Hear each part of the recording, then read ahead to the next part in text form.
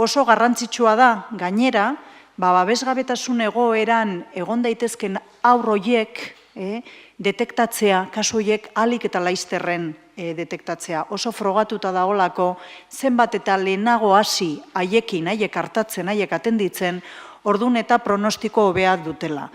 Se empezó trabajando con los centros educativos y a día de hoy, por dar los datos de 2016, estamos trabajando en 39 centros educativos, en 12 haurreskolas, en 10 polideportivos, en 14 gaztelekuz y haurtxokos, y tenemos también una unidad de la Guardia Municipal, porque a la Guardia Municipal también llegan casos de posible desprotección. Eta gauza berri bezala, 2016an hasi da ambulatoriotan lan egiten, pediatrakin, erizain pediatrikoekin eta emaginekin ere. En todos aquellos lugares donde los profesionales puedan tener trato con niños continuado, trato continuado con niños, se prepara a los profesionales, a los y las profesionales, primero para detectar posibles casos y segundo, para intervenir con esos casos de manera que no vayan a más.